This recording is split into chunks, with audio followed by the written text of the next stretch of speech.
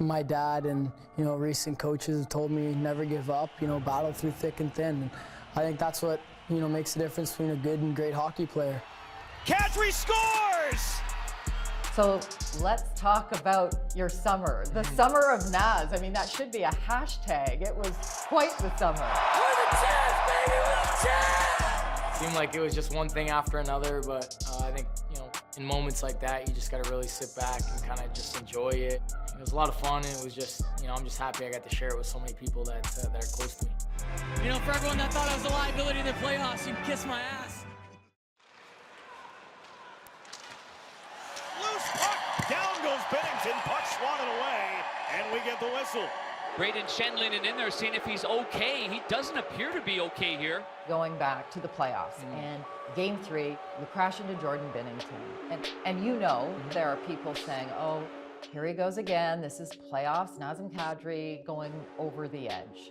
Look at Kadri's reputation. That's all I got to say. I hope he's all right. I'm not sure if he just threw a water bottle at me or not, but... What was in your mind at that moment?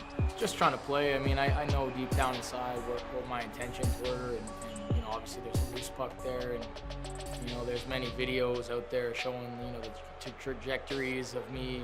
Had I not been hit, I don't think that would have been the case. But sometimes that happens in hockey. Of course, I did not mean to do that whatsoever, despite what anybody thinks. But you had to know people were going to think that. Yeah, Some I knew people that. were I going knew to that, which is I'm not sure if it's fair or not. But at the end of the day, I just I gotta live with it, just move on, and just try to make an impact after that.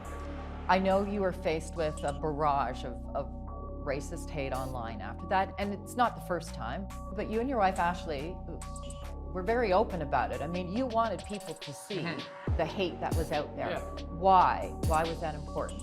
I think it was definitely tough for me, and it's hard, not to get discouraged. And as confident as I am, I think anytime you're dealing with that sort of thing, you kind of sit back and reflect and try to not let it affect your confidence. It was unfortunate, the hate that he had to deal with. It was just really unacceptable. You could really see his character shine through that moment, because he just kept his head up and didn't let it get to him, and just kept being himself. At the end of the day, I wanted to do it for, so people can see and kind of air out those people that were being ignorant. And I think they paid a severe price after that, which is great. And then something really beautiful happened. We saw Stand With Naz signs everywhere. What did it mean to you to see the hockey community really embrace you and what you had gone through? Just goes to show you the hockey community can be so strong, and for those people that wish that hate on you, there's multiple other people that are in your corner supporting you. When you have a guy like that, it just brings everybody else closer together, whether it's just talking about stuff like that or just seeing the way that Naz is so mature and how he deals with everything. And so it was pretty cool to be around a guy like that that obviously grew up with so much stuff revolving around him in terms of hate and stuff like that, and how he's dealt with it. So it was cool learning from that for sure. And across it goes to Kadri. This is the line with Kadri flat there by Kane, and Kadri shaken up. And he's still down. You come back from the injury and you score the overtime winner. What was that moment like for you? Comes Kadri shooting. Nazem Kadri, game-winning goal. And the Colorado Avalanche are on the cusp of the cup.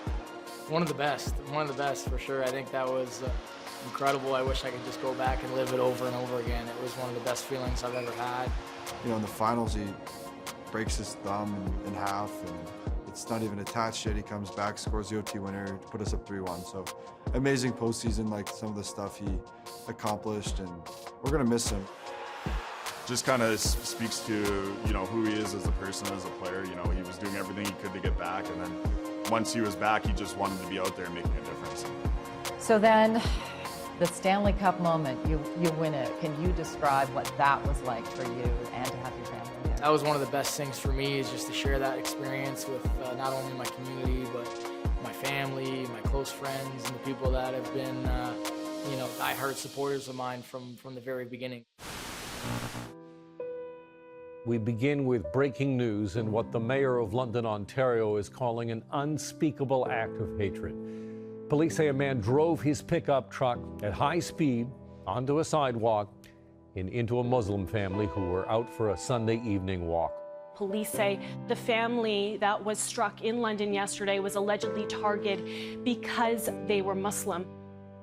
Today, we are going from that chapter of the tragedy into a chapter of ease.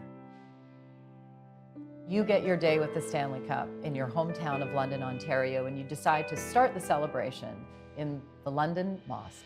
Can you describe the significance of that? What made you decide that you wanted that to be the place it started? Well, it's part of who I am, and you know, obviously taking it back to your city, you know, walking those streets and being around that area, you know, going there several times, and just, you know, to be the first one to do anything is an absolute honor and a privilege. And you know, that was the first time the Stanley Cup's been inside the mosque. You know, there was 10 to 15-year-old kids just kind of everywhere.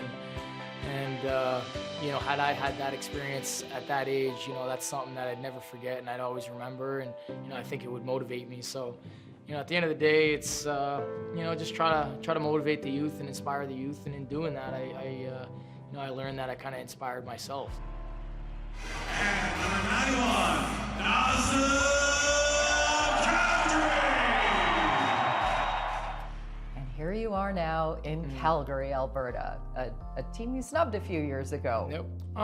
Just, you know, this stage of my career, and I think, you know, winning's ultimately the most important thing. And with the moves, you know, Brad made in the offseason, I think, you know, made me feel really comfortable about coming to this city. And I think this is a team that can contend, and it's certainly not going to be easy. You know, we can play with anybody, and that's the plan.